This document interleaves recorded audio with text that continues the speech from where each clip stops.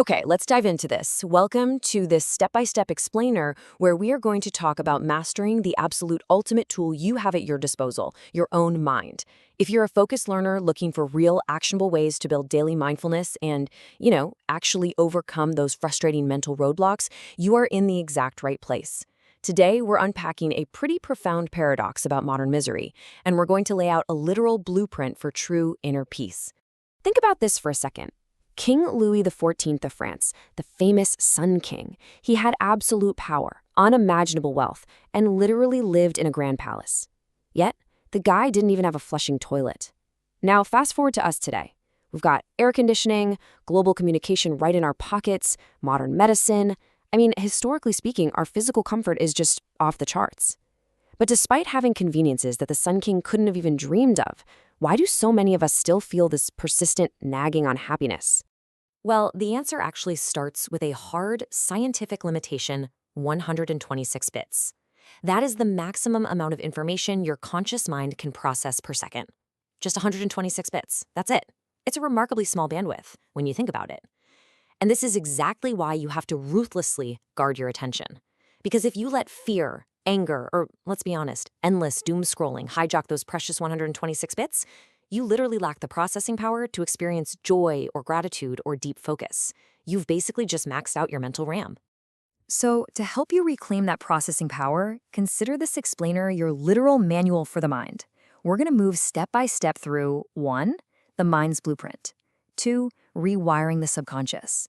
3. Overcoming inner obstacles. 4. Designing daily habits. And finally, 5. Achieving the flow state. Let's get right to work. All right, Section 1, the mind's blueprint, thoughts as seeds. You see, every physical reality we experience actually starts from within. The philosopher James Allen made this incredibly powerful point. A person's character is the complete sum of all their thoughts. Basically, your external environment, it's not an accident. It's really just a mirror reflecting the mental seeds you've been planting over time. It's kind of like being a gardener. You're choosing between flowers or weeds, right? Your character is being built brick by brick from your daily habitual thoughts.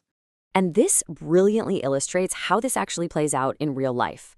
Picture two entirely different people. On one hand, you have a thoroughly honest accountant, but they're completely paralyzed by the fear of failure. On the other hand, you have a dishonest worker, but this person is incredibly brave and takes bold risks. Now, we're often pretty shocked when the dishonest worker gets rich while the honest accountant struggles, right? But here's the kicker. The universe rewards specific mental seeds. The accountant reaps the failure that's born directly from that seed of fear, while the dishonest worker reaps the success born from the seed of bravery. You don't just get rewarded for general goodness, you reap exactly what you sow. Moving on to Section 2, rewiring the subconscious, the hidden engine. Okay, so if your conscious thoughts are the seeds, then your subconscious is the hidden engine that's blindly driving your daily life. Think of it like an old, steam-powered Victrola record player. It has absolutely no direction of its own, and it doesn't judge the music at all. It just takes whatever record your conscious mind feeds it, like, say, a record titled "My Luck is Bad," and it amplifies that message with raw, unyielding power, just playing it on a continuous loop in the background of everything you do. So the big question is, how do we change the record? Well, if you're struggling financially and you just stand there yelling, "I am rich," your conscious mind immediately fights back like, no, you're not. To bypass that stubborn conscious resistance, you can use something called the mental movie method. Instead of trying to force these unbelievable positive affirmations, you just vividly visualize a specific outcome. Picture yourself sitting in a really comfortable chair, you're smiling, and you're holding a check for a successfully sold property. Actually feel the texture of the paper in your mind. This kind of vivid imagery slips right past your conscious defenses and directly programs that powerful subconscious engine. Which brings us to Section 3, overcoming inner obstacles, neutralizing the blockers. Now, obviously, the path to positive thinking isn't just a straight, easy line, right? It's full of roadblocks, and the first massive one is called psychic entropy. Remember those 126 bits of processing power we talked about? Well, psychic entropy is that chaotic disorder that happens in your mind when unresolved fear or anger invades your consciousness. Holding on to all that stress acts like an unnecessary tax. It's continuously draining your precious 126-bit bank balance, leaving you totally exhausted and completely unable to focus on what matters. Then there's a second obstacle, the valley of disappointment. This hits hard when you start a positive habit, like, say, working out or eating healthy, and you don't see immediate results, so naturally you just want to give up. But we really need to reframe this valley. It is absolutely not a failure. It's actually a necessary period of unseen growth. Just like a planted seed spreading its roots deep underground for weeks before it ever sprouts above the soil, your efforts are compounding, even when you can't physically see them yet. And when you do hit a massive wall of stress, you need a technique called casting the burden. Look, when you're drowning in anxiety, your ego instinctively tries to fix everything all at once, which just causes more panic.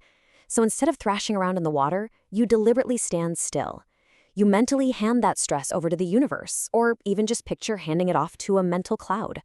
By letting go of the desperate need to control the uncontrollable, you instantly free up that mental RAM, which actually allows the real solutions to naturally surface. Let's shift gears to Section 4, Designing Daily Habits, the Physical World. Let's move to and see how this builds, because once we've cleared out those internal roadblocks, we have to look at our physical actions. Pretty much every daily habit runs on a 4-step autopilot loop. First, there's the cue. Your phone rings. Second, the craving, that burning desire to know who just messaged you. Third, the response. You actually pick up the phone. And fourth, the reward, that momentary satisfaction of reading the text. If you want to master your mind, you have to learn how to intercept this loop. And here is your actionable daily toolkit to do exactly that. First up, keep a habits scorecard. Just observe your daily actions like a neutral scientist, without judging yourself, just to see where autopilot is taking you. Second, use environment design. You want to stop scrolling? Hide the phone in another room to kill that visual cue altogether. Third, the 2-minute rule. Make starting a new habit ridiculously easy. Just tie your gym shoes. The idea is to standardize a habit before you ever try to optimize it. And fourth, habit reframing. Instead of groaning, ugh, I have to do this task, change it to, I get to do this. It's amazing how this flips a burden right into an opportunity.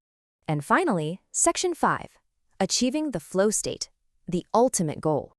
So, we've optimized our thoughts and our habits, all to reach this ultimate goal, the state of flow.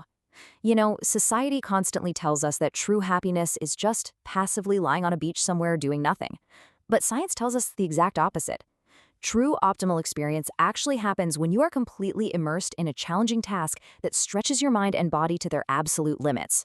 Think of a musician completely lost in mastering a complex piece of music.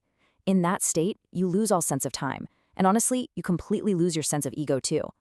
Now, what's really interesting about this slide is that flow acts exactly like a perfectly balanced video game. Think about it. If a task is way too easy for your current skill level, you just get bored. If it's too hard, you get frustrated and anxious. But right there in the sweet spot, when your skill level perfectly matches the challenge, that is where psychic entropy completely disappears. Your 126 bits of processing power are fully, beautifully engaged in the present moment. Which really brings us to a rather profound realization. We started all of this by noting that King Louis had far less physical comfort than us, yet we still struggle with being unhappy.